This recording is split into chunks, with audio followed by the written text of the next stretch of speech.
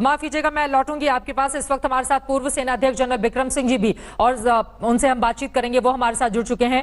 General साहब, बहुत स्वागत है आपका आज तक पर। और मेरा सीधा सा सवाल आपसे ये है, इस वक्त एक बड़ी बैठक चीन के साथ फिर से चल रही है, आपको लग रहा है कि बातचीत के जरिए एक बेहतर समाधान की दिशा में हम आगे बढ़ेंगे, या फिर प्रधानमंत्री नरेंद्र मोदी ने जो बातें कही हैं कि हमारे जवानों का बलिदान व्यर्थ नहीं जाएगा, इसके मायने क्या हैं?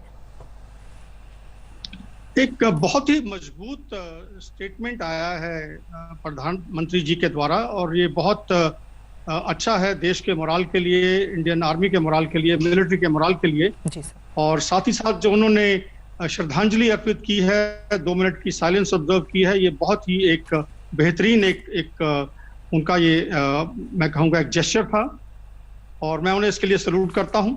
जहां तक सवाल है उनकी स्टेटमेंट का, देखिए उन्होंने अपनी स्टेटमेंट के अंदर एक मैसेज दिया है चीन को एट द नेशनल लेवल कि देखिए हम भाईचारा चाहते हैं, हम हर जो हमारे प्रॉब्लम्स हैं उसको हम भाईचारे के साथ में रिजॉल्व करना चाहते हैं, लेकिन अगर कोई हमारी जो सॉवरेनिटी है, इंटेग्रिटी है, उसके ऊपर कोई आंख डालेगा तो हम फोर्स का इस्तेमाल करने से हम नहीं जूझेंगे। बिल्कुल। तो words to that effect, I think it's a very strong message उन्होंने दिया है, जो कि मैं पहले बता रहा था, लेकिन मेरा इंडिया टुडे के साथ में वो कम्युनिकेशन थोड़ा डिस्टर्ब हो गया था कि देखिए ये जो मिलिट्री स्ट्रेटजी है वो इवॉल्व होती है, जो स्टेटमेंट्स आते हैं डायरेक्टली, जो एक आदेश दिए जाते हैं फौज को, और फौज जो प्रधानमंत्री जी, डिफेंस मिनिस्टर और बाकी जो कैबिनेट मिनिस्टर्स हैं, उनकी जो वो स्टेटमेंट्स देते हैं मीडिया के अंदर आके, उसको मद्देनजर रखते हुए मिलिट्री स्ट्रेटजी इवॉल्व होती है। तो एक तो चीज ये है कि उन्होंने बता दिया है कि देखिए जो फोर्स है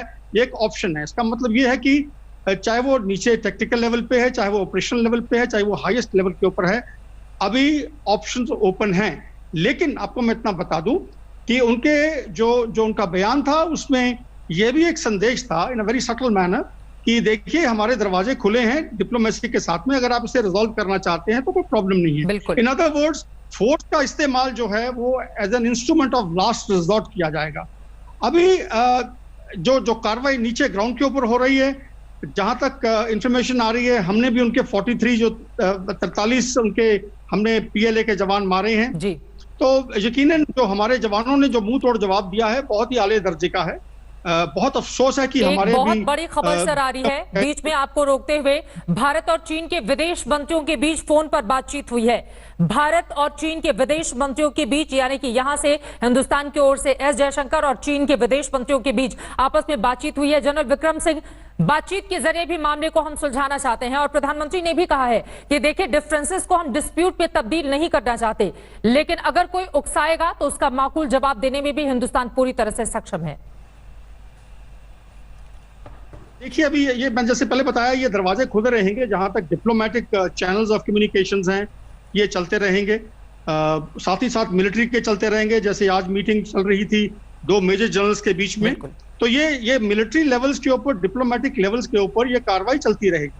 लेकिन साथ ही साथ जिस प्रकार से प्राइम मिनिस्टर ने आज दिया है, बयान दिया है, उनके बयान को मद्देनजर रखते हुए सेना आप देखेंगे जो कि ऑलरेडी कर चुकी है, सेना की जो मोबिलाइजेशन है वो हो जाएगी जी। और वो चौकन्ना हो जाएगी और ज्यादा, ताकि कोई ऐसी कॉन्टीजेंसी पैदा ना हो जाए जिसके अंदर we are found wanting. So from that point of view army build करेगी और at a position of advantage रहेगी अभी कोई भी कार्रवाई करने के लिए। एक और सवाल मेरे मन में है, आप चूंकि पूर्व सेना अध्यक्ष रहे हैं, आपको बेहतर इतिहास के बारे में भी हिंदुस्तान और चीन को लेकर जानकारी है।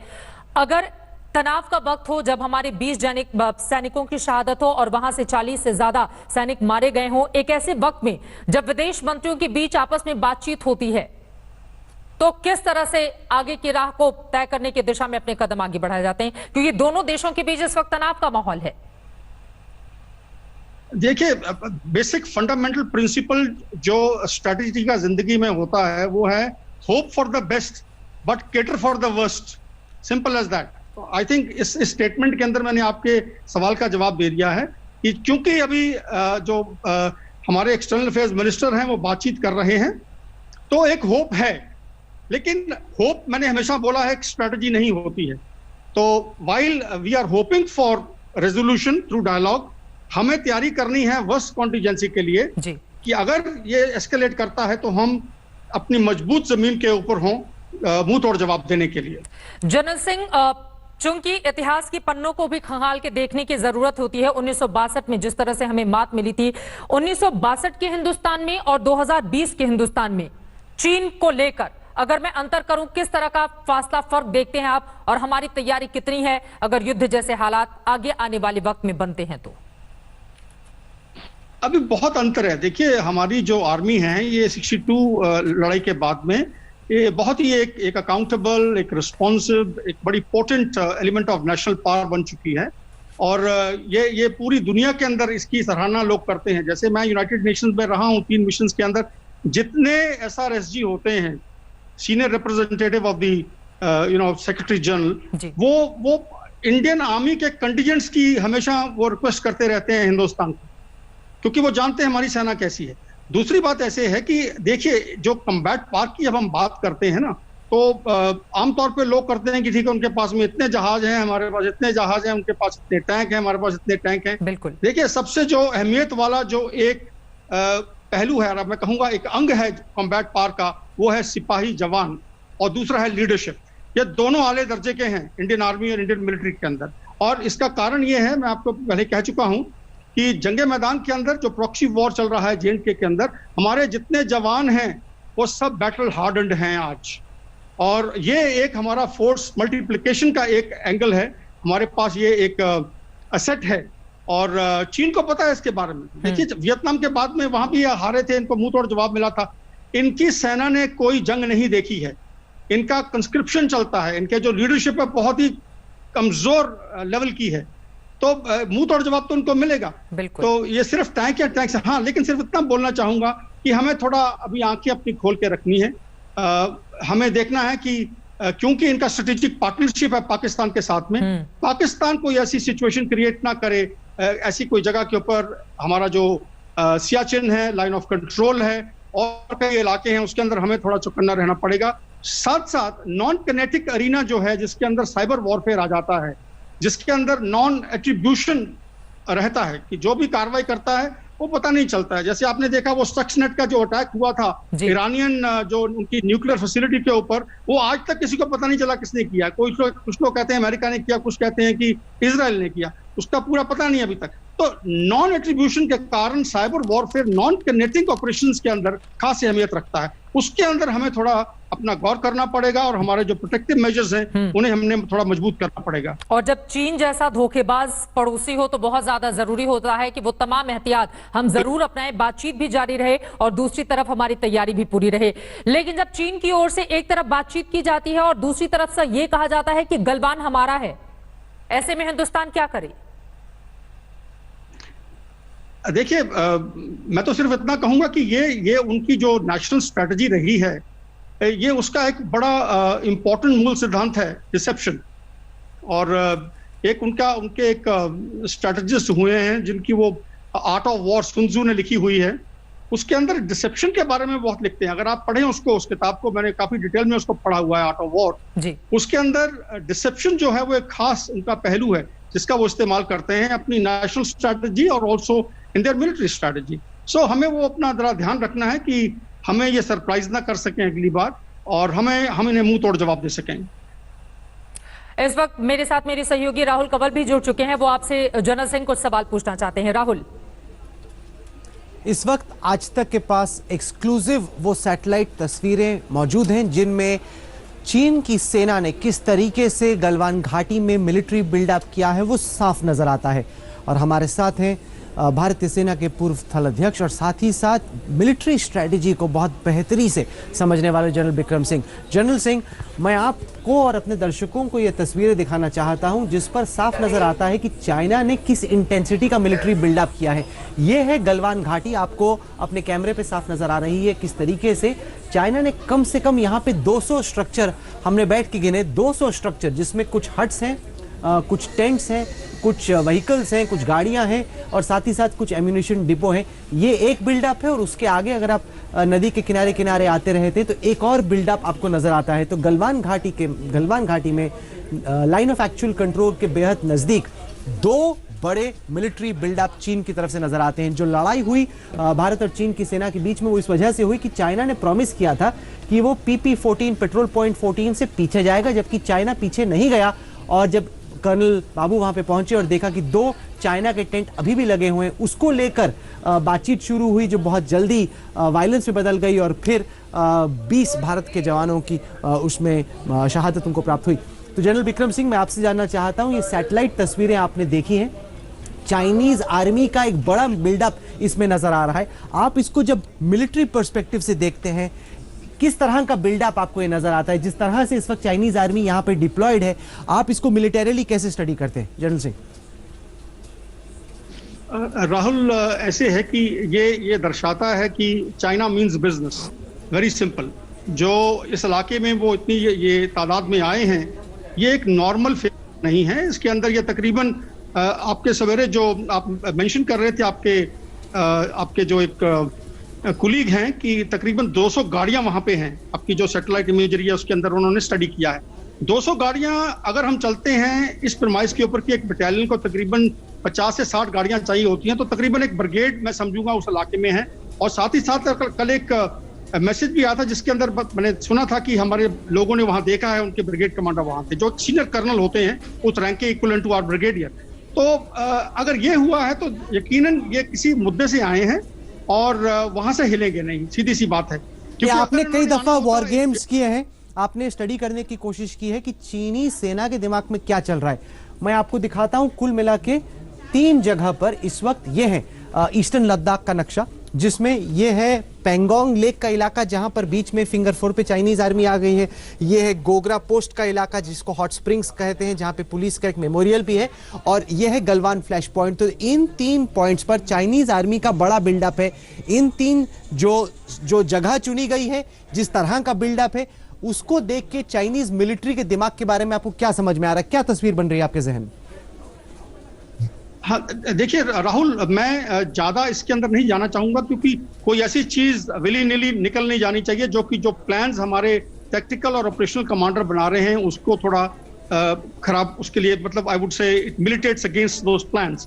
तो थोड़ा उसको मद्देनजर रखते हुए मैं सिर्फ इतना आपको बताऊंगा कि जो ये सड़क जो हमारी है दुर्बुक श्योक और DBO, ये एक स्ट्रेटेजिक रोड है जो हमें चाहिए नॉर्दर्न एरियाज के अंदर जो हमारे जवान हैं, जो हमारी वहां पे ट्रुप्स हैं, उनको सस्टेन करने के लिए। ये एक इंपॉर्टेंट रोड है जो कि हमें also we can see look into the Aksai Chin area along with this. तो ये स्ट्रेटेजिक रोड को इंटरडिक्ट करने के लिए इनका ये मुद्दा है। ये नहीं चाहेंगे कि हम इस रोड का इस्तेमाल कर सकें। डेफिनेटली इनका फोकस इस तरफ है। जहां तक सवाल है पंगांगसो लेक का, वहां पे पहले होता रहा है, मैं आपको बताना चाहता हूं। जहां तक ये सवाल है फिंगर 4-8 का, मुझे लगता है वहां पे सिचुएशन रिजॉल्व हो जाएगी। लेकिन जिस प्रकार से चीन आया है अभी, जिस प्रकार से इन्होंने बिल्डअप किया है, मुझे लगता है ये they have come to stay, they want to alter the LAC, वहां रहेंगे ये। और हमें थोड़ा सा भी एक लंबा जो है लॉन्ग हॉल के लिए तैयार रहना पड़ेगा। और जनरल सिंह, आप दरबुक श्योक दौलत बेग ओल्डी सड़क की बात कर रहे हैं, मैं अपने दर्शकों को दिखाता हूं।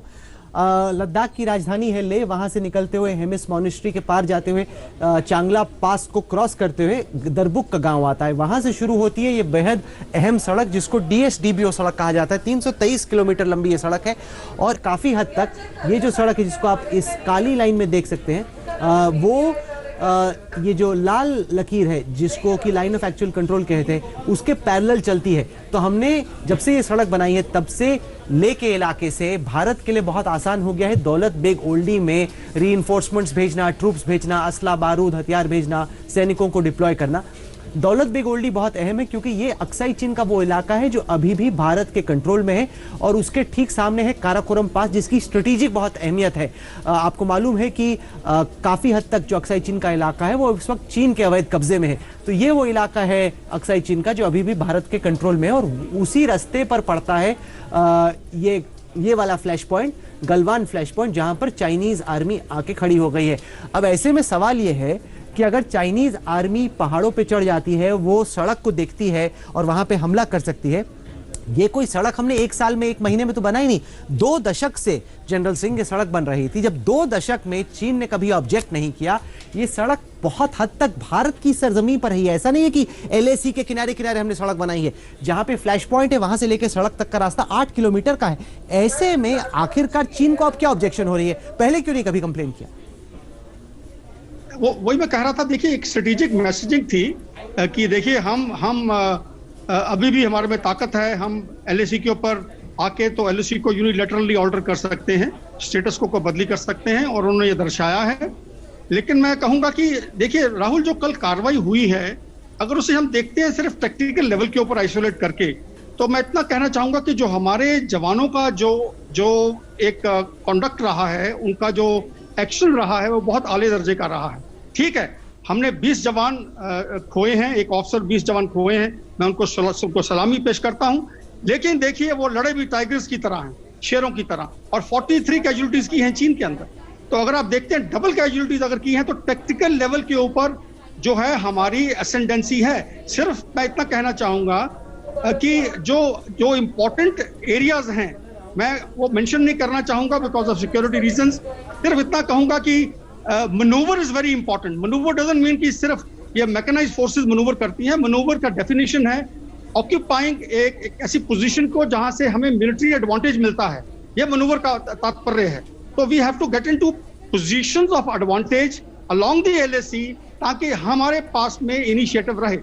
हमें अभी जो है देखिए, वो भी बैठे हुए, उनका जो डिप्लॉयमेंट इस वक्त है वो एक ट्रेनिंग डिप्लॉयमेंट है, वो ट्रेनिंग मोड के अंदर है। अगर आप देखेंगे आपकी सैटेलाइट से एक लाइन के अंदर लगे हुए हैं, हमारे भी ऐसे लगे हुए हैं। लेकिन आप देखेंगे जैसे जैसे टाइम निकलेगा, अभी खून खराबा हो चुका है, ये कन्वर्ट अभी करेगा from training mode into tactical mode. और जैसे ये टेक्टिकल मोड में आएंगे, आप देखेंगे लोग पहाड़ियों को पकड़ना शुरू कर देंगे आस्ता आस्ता। डिपेंड करता है किस प्रकार से डिप्लोमेटिक इनिशिएटिव आगे बढ़ता है। लेकिन मैं इतना कहूंगा कि हमें तैयार रहना है, ना कि सिर्फ LAC के ऊपर अपने टेक्टिकल लेवल पे, ऑपरेशन लेवल पे, but even at the highest level हमें तैयार रहना है स्ट्रेटेजिक लेवल के ऊपर चीन को मुंह तोड़ जवाब देने के लिए। और खास करके जो कि प्रधानमंत्री जी ने कह दिया है कि ये एक ऑप्शन है।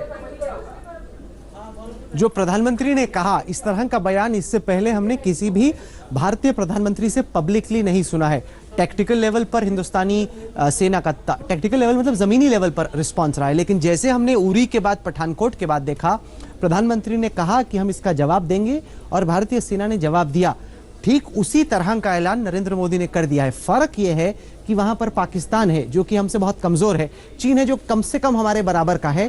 और ऐसे में जब चीनी सेना से लड़ाई करनी हो, दुनिया की दूसरी सबसे बड़ी अर्थव्यवस्था, एक वैसे ही इकोनॉमिक मंदी का दौर ये चल रहा है, यहाँ पे कोरोना वायरस नामक महामारी भी फैली हुई है, ऐसे में कितना मुश्किल हो जाता है प्रधानमंत्री के लिए, मिलिट्री लीडरशिप के लिए फैसले ले पाना, क्योंकि दुश्मन केवल सामने ही नहीं है, दुश्मन तो इस वक्त हवा में भी है। आप बिल्कुल ठीक कह रहे हैं राहुल। एक स्ट्रेटेजिक अरीना के अंदर डिसीजन लेना, जो कि एक बहुत कॉम्प्लेक्स, एक बड़ा वॉलेटाइल, अनसर्टेन और एम्बिगुअस अरीना होता है, उसके अंदर ऐसी डिसीजन लेना बहुत ही कठिन होता है। लेकिन मैं आपको इतना बता दूं कि जो आज मैसेजिंग गई है, ये एक जो हमारा स्ट्रेटेजिक पोस्चरिंग है इंडिया का, उसको दर्शाता है। एंड आप देखेंगे कि चाहे वो यूनाइटेड स्टेट्स का आप देख लीजिए, पिछले 15 साल से ये पोस्चरिंग चल रही है उनकी ईरान के साथ, और ये पोस्चरिंग चलती है जब तक ये हल इसका कोई निकल नहीं आता, चाहे डिप्लोमेटिकली चाहे मिलिटरली। मैं नहीं समझता इतना वक्त लगेगा। मुझे यकीन है कि जो मैसेज हमने देना था हमने दे दिया, चीन ने जो मैसेज देना था दे दिया। दोनों ने बता दिया है कि हमारे में वो जज्बा है लड़ने का, और खासकर इंडिया ने तो बता दिया है कि हम इसको वी विल नॉट एक्सेप्ट, जो आपने स्टेटस को बदली करने की कोशिश की है, हमें एक्सेप्ट नहीं करेंगे। तो अभी मुझे लगता है कि थोड़ा मेलो डाउन होगा। डिपेंड करता है किस प्रकार से जो आज टॉक्स हुए हैं अभी दोनों एक्सटर्नल अफेयर्स मिनिस्टर्स के बीच में, इसमें क्या पहुंचा है। लेकिन जिस प्रकार से चीजें चल रही हैं, जो बयान आ रहे हैं, मुझे लगता है थोड़ी ग्रिम सिचुएशन है, सीरियस सिचुएशन है, ये नॉर्मल सिचुएशन नहीं है। सो मैं इसके लिए यही कहूंगा कि आप स्ट्रेटेजिक सड़कों की बात कर रहे थे, मैं दर्शकों को दिखाना चाहता हूं और समझाना चाहता हूं और आपका विश्लेषण भी चाहता हूं कि ये बड़ा अनफेयर है। मैं आपको बताता हूं क्यों। देखिए, मैं आपको इस नक्शे पे दिखाता हूं, ये है चाइनीज 4 पोस्ट, ये उनका बटालियन हेडक्वार्टर्स है, एम्यूनिशन डंप है, उसके आगे उनके 4 पोस्ट हैं। ये काली लाइन दिखाती है चाइनीज सड़क, जो कि सीधे सीधे गोगरा पोस्ट के बहुत नजदीक, चाइनीज के ही साइड पे, लेकिन गोगरा पोस्ट के बहुत नजदीक आ जाती है। और उसके किनारे किनारे चाइना अपना जो पेट्रोलिंग का काम है वो गाड़ियों पे करता है। हमारी जो सड़कें हैं वो इतनी नजदीक है नहीं, मैं आपको दूसरे मैप पे दिखाता हूँ। हमारी जो सड़क है वो देखिए इस यहाँ से निकल रही है जो कि LAC से बहुत दूर है। चाइनीज जो सड़क है वो ठीक LAC तक आती है। जब चाइना सड़क बना रहा था उसको प्रॉब्लम नहीं हुई। जनरल सिंह, जब हिंदुस्तान अपनी सरजमी पे सड़क बनाता है तो चाइना कहता है इसको अलाउ नहीं करेंगे। अब हिंदुस्तान जैसा देश इसको कैसे टॉलरेट कर सकता है? आप ठीक कह रहे हैं, तो तभी तो ये मुठभेड़ हुई है और हमारे जवानों ने बता दिया है कि जो हमारा इलाका है हम वहां पे कंस्ट्रक्शन करते रहेंगे। और यही कारण है कि आपने देखा जो काफी जो लेबर है वो उसको मूव भी किया गया है from various other states in the north east और ईस्ट की तरफ से, झारखंड वगैरह की तरफ से काफी लोग इस तरफ आ रहे हैं। तो यकीनन हमने अपना एक मैसेज दे दिया है कि देखिए हम अपनी कार्रवाई करते रहेंगे, आप जो मर्जी कर लें, हम अपनी जो कंस्ट्रक्शन जो उसे करेंगे। हम एक सॉवरन नेशन है और हमारा ये अपना हक है अपनी जमीन सरजमीन के ऊपर जो भी हम कार्रवाई करना चाहते हैं हम करें। वो मैसेज चला। जहां तक सवाल है राहुल, आप बात कर रहे थे जो प्रधानमंत्री ने किया है, आप बिल्कुल ठीक बोल रहे हैं। और मैं आपको इतना बता दूं कि जब एक मैसेज प्रधानमंत्री जी के लेवल पे जब आता है तो बड़ा नाप तोल के ये मैसेज आता है। ये मैसेज जो है खुलेआम नहीं आता है। और जब उन्होंने ये बोला है कि हम जो एक यूज ऑफ फोर्स के बारे में उन्होंने जिक्र किया है कि एज अ लास्ट रिजॉर्ट हम करेंगे, हम चाहते हैं एक नेगोशिएटेड सेटलमेंट। तो ये जब ऐसा बयान आता है तो बड़ा नाप तोल करके, बड़ा एक उसको आई वुड से उसके सेकंड थर्ड ऑर्डर इम्प्लीकेशंस को देखते हुए ये ऐसे बयान दिए जाते हैं। हमें अभी खबर मिली है कि थोड़ी ही देर पहले चीन के जो विदेश मंत्री हैं वैंग यी, उनकी भारत के विदेश मंत्री डॉक्टर एस जयशंकर से टेलीफोन पर बातचीत हुई है, जिसमें जो भारत और चीन की जो सेनाएं इस वक्त सरहद पर तैनात हैं, उस स्थिति को आगे कैसे लेके जाना है उस पर चर्चा हुई है। कोशिश ये हो रही है कि किस तरीके से स्थिति को काबू में लाया जाए। ये कहा जा रहा है कि उन्होंने ये आरोप लगाया कि भारतीय सेना ने जो किया वो खतरनाक था, वो प्रोवोकेटिव था और चीन ये चाह रहा है, चीन हिंदुस्तान पर, अब ये हद है, चीन हिंदुस्तान पर शिकायत दर्ज कर रहा है कि हमने जो किया वो ठीक नहीं। जबकि मैंने आपको यहाँ नक्शों में दिखाया, हकीकत भी ये है, सैटेलाइट मैप के जरिए भी समझ में आ रहा है कि बिल्डअप चीन की तरफ से है, बड़ी तादाद में चाइना आके सर पे बैठ गया है और वो शिकायत कर रहा है कि हिंदुस्तान ने जो लाइन ऑफ एक्चुअल कंट्रोल है उसको वायलेट किया है। चाइना के विदेश मंत्री ने जो चाइनीज में प्रेस रिलीज छपी है उसका इंग्लिश ट्रांसलेशन में देख रहा हूं, चाइना के विदेश मंत्री वैंग यी ने कहा है कि दोनों देशों में 1 बिलियन से ज्यादा लोग हैं, यानी 100 करोड़ से ज्यादा लोग हैं। ऐसे में इकोनॉमी पर फोकस करने की ज्यादा जरूरत है। हम लोगों के ऐतिहासिक रिश्ते हैं और ऐसे में म्यूचुअल सपोर्ट, एक दूसरे की इज्जत की जाए, एक दूसरे को आदर दिया जाए, उसकी जरूरत है। तो ये तो प्रॉब्लम है जनरल सिंह। चाइना का अगर ये बयान कोई पढ़े तो लगे कि एकदम महात्मा गांधी, गौतम बुद्ध और दलाई लामा की तरह बातें करते हैं। बातें ऐसी होती हैं और हकीकत में, और ये जो सैटेलाइट इमेज है इससे एकदम समझ में आ जाता है कि बात ये लोग कर रहे हैं कि हम विड्रॉ करना चाहते हैं, लेकिन हकीकत में ऐसा है नहीं। क्योंकि अगर आप सुनेंगे तो ये देखिए, इस मैप को देख के लगता है कि ठीक है चाइना ने विड्रॉ कर लिया। जैसे ही आप जूम इन करते हैं आपको तब समझ में आता है। ये देखिए बिल्डअप, ये चाइनीज आर्मी का बिल्डअप है जो कि कैमरे पे कैच हो रहा है। फोन पे ये लोग बोलते हैं कि हम पीछे जा रहे हैं, फोन पे बोलते हैं कि 1 बिलियन का देश है, दोनों हमें दोस्ती करनी चाहिए। जमीन पर इनकी सेना बैठी हुई और हमने इसको सैटेलाइट मैप पे कैप्चर कर लिया है। जनरल सिंह, आप ठीक बोल रहे हैं कि जिस प्रकार से वो बोल रहे हैं कि हमारे अंदर आए, हमने वॉयलेट किया है, ये तो हो गया जैसे एक चोर कोतवाल को डांटे। वो पुरानी जो कहावत है, चोरी इन्होंने किया और कोतवाल को ये डांट रहे हैं। अभी हमारे इलाके में आए और बोल रहे हैं कि हमने ट्रांसग्रेस किया है, हमने वॉयलेट किया है LAC को, तो ये गलत बात है। ये तो झूठ बोल रहे हैं सरासर। ये झूठ बोलता आया है, डिसेप्शन का इस्तेमाल हमेशा चीन करता आया है।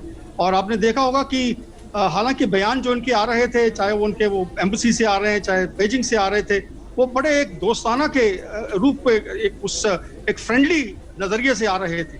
लेकिन देखिए उन्होंने क्या विश्वासघात किया है। तो हमें ट्रस्ट नहीं करना चाहिए चीन को। while hoping for the best, we have to cater for the worst. Supposing हमारे जो ये अभी negotiations चल रहे हैं, अगर ये फेल हो जाते हैं, it's a hope. अगर prepared for the worst, very simple as that. ये अजब स्थिति है। चीन का मैं बयान पढ़ रहा हूँ, वो कह रहे हैं कि भारतीय साइड को ये नहीं सोचना चाहिए कि चीन इस तरह से बैठा रहेगा। हमारा इरादा बहुत नेक है, हम अपनी जो अखंडता है उसको डिफेंड करेंगे। अरे यहाँ पे नक्शे में दिख रहा है, ये है line of actual control. Chinese army यहाँ पे आके बैठ गई है। ये है भारत की सड़क जिसको लेकर ऑब्जेक्शन है। 8 किलोमीटर का गैप है और चाइनीज आर्मी ये जता रही है कि हिंदुस्तान ने मिस एडवेंचर किया या हिंदुस्तान कुछ कर रहा है। हिंदुस्तान की केवल यही उम्मीद है कि चाइना जहां से आया है चाइना वापस चले जाइए। ये है उनके 2 चाइनीज पोस्ट। आप अपनी गाड़ी पकड़िए, आप वापस जाइए, जहां से आप आए थे वहीं जाइए, हम जहां से आए थे हम वापस जाएंगे। इसी को भारत कह रहा है और चीन, जैसे जनरल विक्रम सिंह ने कहा, उल्टा चोर कोतवाल को डांटे। इस स्थिति पर हमारी नजर बनी हुई है। जनरल विक्रम सिंह, आप जुड़े हमारे साथ, आपने इन सैटेलाइट इमेजेस को समझाने की कोशिश की, बहुत बहुत शुक्रिया उसका। फिलहाल वक्त हो गया एक बहुत छोटे से ब्रेक का। आज तक पर खबरों का सिलसिला जारी रहेगा इस ब्रेक के बाद भी। आप देखते रहिए आज तक।